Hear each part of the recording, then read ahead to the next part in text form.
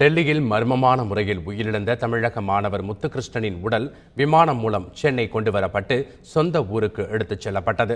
டெல்லி ஜவஹர்லால் நேரு பல்கலைக்கழகத்தில் ஆய்வு படிப்பு படித்து வந்தார் சேலத்தைச் சேர்ந்த இளைஞர் முத்துகிருஷ்ணன். தலித் சமூகத்தைச் சேர்ந்த மாணவரான முத்துகிருஷ்ணனின் உடல் அவரின் நண்பர் அறையில் தூக்கில் தொங்கிய நிலையில் மீட்கப்பட்டது.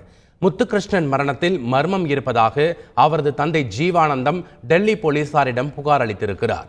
இந்நிலையில் டெல்லி எய்ம்ஸ் மருத்துவமனை மருத்துவக் குழுவினர் முத்துகிருஷ்ணன் உடலை பிரேத பரிசோதனை செய்தனர். பின்னர் முத்துகிருஷ்ணனின் உடல் இரவு விமானம் மூலம் சென்னை வந்தது. மத்திய அமைச்சர் பொன் ராதாகிருஷ்ணன், தமிழக காங்கிரஸ் தலைவர் திருநாவுக்கரசர், விடுதலை சிறுத்தைகள் கட்சி தலைவர் திருமாவளவன் ஆகியோர் முத்துகிருஷ்ணனின் உடலுக்கு விமான நிலையத்தில் அஞ்சலி செலுத்தினர்.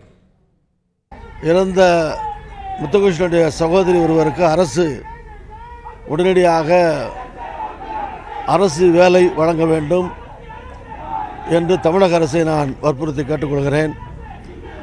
அந்த குடும்பத்திற்கு 3 லட்சம் ரூபாய் நிவாரண தொகையாக குடும்பத்திற்கு வழங்கியிருப்பது போதுமானதல்ல.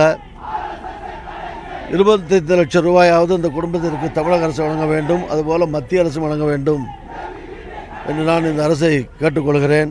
உயர்கல்வி நிறுவனங்களில் படிக்கிற தலித் சமூகத்தை சார்ந்த ஆராய்ச்சி மாணவர்கள் பாதுகாப்பாக சுதந்திரமாக படிக்கக்கூடிய அளவுக்கு ஒரு சட்ட பாதுகாப்பை உருவாக்க வேண்டும். எனவே இதற்கென ஒரு தனி சட்டத்தை மத்திய அரசு ரோஹித் விமலா சட்டம் என்கிற பெயரில் உருவாக்க வேண்டும் என்று விடுதலை சிறுத்தைகள் கட்சியின் சார்பிலே கேட்டுக்கொள்கிறேன். முத்துகிருஷ்ணன் உடல் கொண்டு வரப்பட்ட போது அங்கு திரண்டிருந்த மாணவர் அமைப்பினர் மத்திய அரசுக்கு எதிராக கோஷங்கள் எழுப்பினர். இதனால் அங்கு பரபரப்பு ஏற்பட்டது. பின்னர் முத்துகிருஷ்ணன் உடல் அரசு ஆம்புலன்ஸ் மூலம் அவரது சொந்த ஊரான சேலத்திற்கு கொண்டு செல்லப்பட்டது.